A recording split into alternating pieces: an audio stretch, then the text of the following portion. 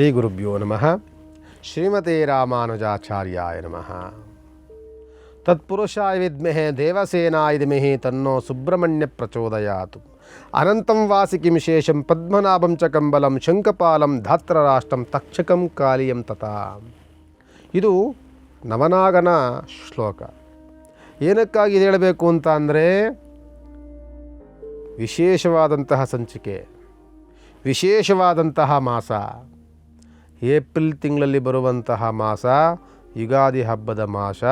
ಯುಗಾದಿ ಹಬ್ಬದ ಮಾಸದಲ್ಲಿ ನಾವು ನಾಗನನ್ನು ಪ್ರಾರ್ಥನೆ ಮಾಡಬೇಕು.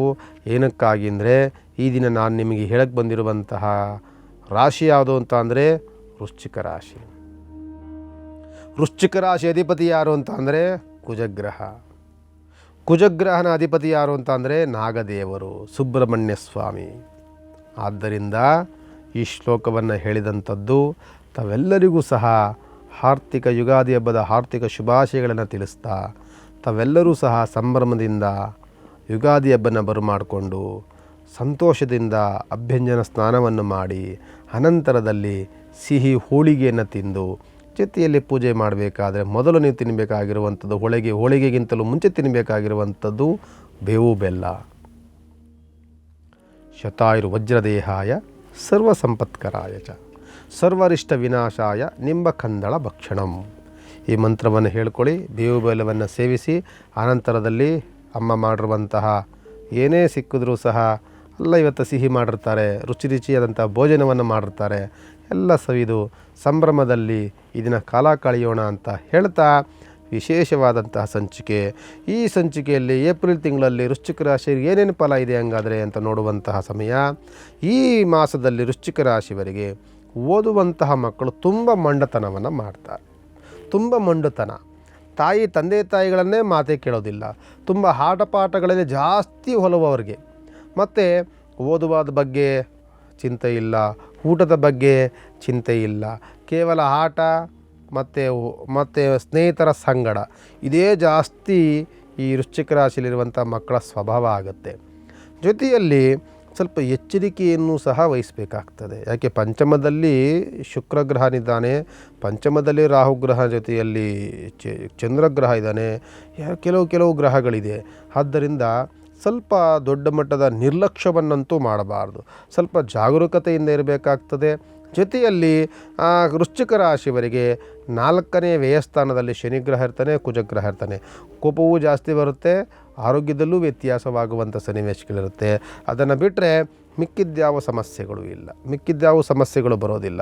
ವ್ಯವಹಾರ ತುಂಬ ಚೆನ್ನಾಗಿ ನಡೀತಿದೆ. ಈ ಮಾಸದಲ್ಲಿ ನಿಮಗೆ ಮದುವೆ ಮುಂಜಿಗಳು, ಶುಭ ಕಾರ್ಯಗಳು, ವ್ಯವಹಾರಾದಿ ವಿಚಾರಗಳು ದೊಡ್ಡ ಮಟ್ಟದ ಅನುಕೂಲಗಳನ್ನು ಮಾಡಿಕೊಡುತ್ತೆ. ನಿಮಗೆ ಭೂಮಿ ವ್ಯಾಚಾರಗಳಲ್ಲಿ ತುಂಬ ಲಾಭ ಸಿಗುತ್ತೆ, ಹೈನುಗಾರಿಕೆಯಲ್ಲಿ ಲಾಭ ಸಿಗುತ್ತೆ, ಬಿಸ್ನೆಸ್ಸಲ್ಲಿ ದೊಡ್ಡ ಮಟ್ಟದ ಲಾಭ ಸಿಗುತ್ತೆ. ಏನೇ ಬಿಸ್ನೆಸ್ ಮಾಡಿ ನೀವು, ಈ ಬಿಸ್ನೆಸ್ ವೃಶ್ಚಿಕ ರಾಶಿಯವರಿಗೆ ಎಲ್ಲ ಬಿಸ್ನೆಸ್ ಆಗುತ್ತೆ, ಎಲ್ಲವೂ ಕೈಗೂಡುತ್ತೆ ಅವರಿಗೆ. ಇಂಥದ್ದು ಮಾಡೋಂಗಿಲ್ಲ ಅನ್ನೋಂಗಿಲ್ಲ, ಯಾವ ಬಿಸ್ನೆಸ್ ಇಟ್ಟರೂ ಸಹ ಅವರಿಗೆ ಲಾಭವನ್ನು ತಂದುಕೊಡುವಂತಹ ಈ ಮಾಸ ವೃಶ್ಚಿಕ ರಾಶಿಯವರಿಗಂತೂ ದೊಡ್ಡ ಮಟ್ಟದ ಅನುಕೂಲಗಳನ್ನು ಮಾಡಿಕೊಡುತ್ತೆ. ಮದುವೆ ಮುಂಜಿಗಳಾಗುತ್ತೆ, ಮನೆಯಲ್ಲಿ ಶುಭ ಕಾರ್ಯಗಳಾಗುತ್ತೆ, ವಿಚಾರಗಳು ನಡೆಯುತ್ತೆ, ಎಷ್ಟು ಪ್ರಸ್ತಾಪಗಳಾಗುತ್ತೆ. ಮತ್ತು ಖರೀದಿಯನ್ನು ಮಾಡೋದಕ್ಕೆ ಮನಸ್ಸನ್ನು ಮಾಡ್ತೀರಿ. ಏನೇನು ಖರೀದಿ ಮಾಡ್ಬೋದು ಅಂತ ಅಂದರೆ, ಹೊಸದಾಗಿ ವಾಹನವನ್ನು ಖರೀದಿ ಮಾಡಲಿಕ್ಕೆ ತುಂಬ ಇಷ್ಟವನ್ನು ಪಡ್ತಿರ್ತೀರಿ. ನಿಮಗೆ ಲ್ಯಾಂಡ್ ಇದೆ, ಮನೆ ಇದೆ, ಅದೆಲ್ಲವೂ ಸಹ ಇದ್ರೂ ಸಹ ಮನೆಗಳಿಗೆ ಏನಾದರೂ ಒಂದು ವಸ್ತು ಖರೀದಿ ಮಾಡಬೇಕು. ಫ್ರಿಡ್ಜಿಂದ ಹಿಡಿದು ಒಂದು ವಾಹನದಿಂದ ಹಿಡಿದು ಕೊನೆಗೇನಾದರೂ ಒಂದು ಬಟ್ಟೆಯ ಖರೀದಿಯನ್ನಾದರೂ ಮಾಡಬೇಕು ಅನ್ನುವಂಥ ಆಲೋಚನೆಯಲ್ಲಿ ಇರ್ತೀರಿ. ಅಂದರೆ ಗಂಡನ ಜೋಬಿಗೆ ಕತ್ತರೆಯನ್ನು ಹಾಕುವಂಥದ್ದಂತೂ ಖಂಡಿತ. ಅಂದರೆ ಅನ್ಕೊತಿರ್ತಾರೆ ಯಜಮಾನರು, ಏನು ಯಾವಾಗ ನೋಡ್ರು ಇದು ಬೇಕು ಅದು ಬೇಕು ಅಂತಿರ್ತೀಯ, ಇಷ್ಟೆಲ್ಲ ಬಟ್ಟೆ ತೊಗೊಂಡಿದೀಯ ಆದರೂ ಇನ್ನೂ ಬಟ್ಟೆ ಬೇಕು ಅಂತೀಯ ಅಂತ ಹೇಳ್ತಿರ್ತಾರೆ. ಆದರೆ ನೀವು ಅದೆಲ್ಲ ಕಿವಿಗೆ ಹಾಕ್ಕೊಳ್ಳೋದಿಲ್ಲ. ಈಗ ನನಗೆ ಬೇಕು, ಯಾವುದೋ ಫಂಕ್ಷನ್ ಇದೆ, ಯಾವುದೋ ಒಂದು ಕಾರ್ಯಕ್ರಮ ಇದೆ, ಏನೋ ಒಂದು ಕಾರಣಗಳನ್ನು ಹೇಳಿ ಹೊಸದಾಗಿ ಮನೆಗೆ ಏನಾದರೂ ಒಂದು ವಸ್ತುಗಳನ್ನು ಖರೀದಿಯನ್ನು ಮಾಡುವಂತಹ ಯೋಗ ವೃಶ್ಚಿಕ ರಾಶಿಯವರಿಗಂತೂ ಖಂಡಿತವಾಗಿ ಇದೆ. ಜೊತೆಯಲ್ಲಿ ಮಕ್ಕಳಿಗೆ ಉತ್ತಮವಾದಂತಹ ಬೆಳವಣಿಗೆ. ಆದರೆ ನಾನು ಹೇಳಿದೆ ಆಗಲೇ, ಸ್ವಲ್ಪ ಆಟದ ಕಡೆ ಜಾಸ್ತಿ ಗಮನ, ಆಟ ಮತ್ತು ಒಡನಾಟ, ಜೊತೆಯಲ್ಲಿ ತುಂಬ ಕಾಲ ಕಳೆಯುವಂಥದ್ದು, ಪುಸ್ತಕವನ್ನಂತೂ ಮುಟ್ಟೋದಿಲ್ಲ, ಓದುವಂಥ ಕಡೆ ಗಮನ ಇಲ್ಲ ಅವರಿಗೆ. ಜಾಸ್ತಿ ಎಂಜಾಯ್ಮೆಂಟ್ ಕಡೆ ಜಾಸ್ತಿ ಗಮನವನ್ನು ಕೊಡ್ತಿರ್ತಾರೆ. ಯಾಕೆ ಅಂದರೆ ಮನಸ್ಸು ಬಹಳ ತಿಳಿಯಾಗಿದೆ, ಖುಷಿಯಿಂದಿದೆ, ಸಂಭ್ರಮದಲ್ಲಿದೆ. ಒಂದು ರೀತಿಯಾದಂಥ ನೀವು ಸಹ ಬಿಡಿ ಮಕ್ಕಳು ಇವತ್ತು ತಿಂಗಳು ಪೂರ ಸಂಪೂರ್ಣವಾಗಿ ಅವರು ವಿಶ್ರಾಂತಿ ತೆಗೆದುಕೊಳ್ಳಿ, ಅವ್ರ ಆಟ ಪಾಠಗಳಲ್ಲಿ ತೊಡಕೊಂಡವರು ಸ್ವಲ್ಪ ಮನಸ್ಸನ್ನು ರಿಲ್ಯಾಕ್ಸ್ ಮಾಡ್ಕೊಳ್ಳಿ ಎನ್ನುವಂತಹ ಮನಸ್ಸಲ್ಲೂ ಸಹ ದೊಡ್ಡವರೂ ಸಹ ಇರ್ತೀರಿ. ನಾನು ಆಗಲೇ ಎಲ್ಲವೂ ಕರೆಕ್ಟೇ ಇದೆ, ಎಲ್ಲವೂ ಯಾವುದು ನೆಗೆಟಿವ್ ಪ್ರಾಬ್ಲಮ್ ಜಾಸ್ತಿ ಸಮಸ್ಯೆಗಳೇನಿರೋದಿಲ್ಲ.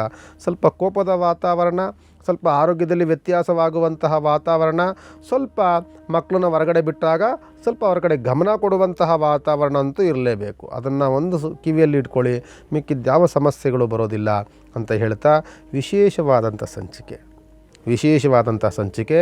ಈ ಸಂಚಿಕೆಯಲ್ಲಿ ನಿಮ್ಮ ಅಧಿಪತಿಯಾದಂಥವನು ಕುಜಗ್ರಹ. ಆದ್ದರಿಂದ ನೀವು ಯುಗಾದಿ ಹಬ್ಬವನ್ನು ಆಚರಣೆ ಮಾಡ್ತಿರ್ತೀರಿ. ಅಲ್ಲೇ ನಿಮ್ಮ ಗ್ರಾಮದಲ್ಲಿ ಯಾವುದೋ ಒಂದು ದೇವಸ್ಥಾನ ಇರುತ್ತೆ, ನವಗ್ರಹ ಇರುತ್ತೆ, ಯಾರೋ ಅರ್ಚಕರಿರ್ತಾರೆ. ಹೋಗಬೇಕಾದ್ರೆ ಸ್ವಲ್ಪ ಒಂದು 1/4 kg ತೊಗರಿ ಬೇಳೆನ ತೆಗೆದುಕೊಂಡೋಗಿ. 1/4 kg ತೊಗರಿ ಬೇಳೆ, ಒಂದು ಪಾಕೆಟ್ ದೀಪದ ಎಣ್ಣೆ, ಇದನ್ನು ತೆಗೆದುಕೊಂಡೋಗಿ ನಿಮ್ಮ ಕುಟುಂಬದ ಹೆಸರಲ್ಲಿ ಒಂದು ಅರ್ಚನೆಯನ್ನು ಮಾಡಿಸಿ ಅದನ್ನು ದಾನ ಕೊಟ್ಟು ಬನ್ನಿ. ನಿಮಗೆ ಆ ಸುಬ್ರಹ್ಮಣ್ಯ ಸ್ವಾಮಿಯ ಅನುಗ್ರಹ ಮತ್ತು ನಿಮ್ಮ ರಾಶಿಯಲ್ಲಿರುವಂತಹ ಕುಜನ ಅನುಗ್ರಹ ಖಂಡಿತವಾಗಿ ನಿಮ್ಮ ಮೇಲೆ ಪರಿಣಾಮ ಬೀಳುತ್ತೆ, ತುಂಬ ಅನುಕೂಲತೆಗಳನ್ನು ಮಾಡಿಕೊಡುತ್ತೆ ಅಂತ ಹೇಳ್ತಾ ಈ ಏಪ್ರಿಲ್ ತಿಂಗಳ ಯುಗಾದಿ ಹಬ್ಬದ ವಿಶೇಷವಾದಂತಹ ಸಂಚಿಕೆಗೆ ಮಂಗಳವನ್ನಾಡ್ತೇನೆ. ಭಗವಂತ ನಿಮ್ಮೆಲ್ಲರಿಗೂ ಸಹ ಒಳಿತನ್ನು ಮಾಡಲಿ.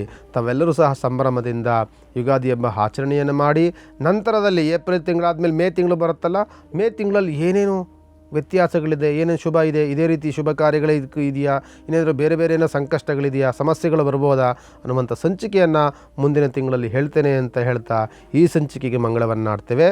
ಭಗವಂತ ನಿಮ್ಮೆಲ್ಲರಿಗೂ ಸಹ ಒಳಿತನ್ನು ಮಾಡಲಿ.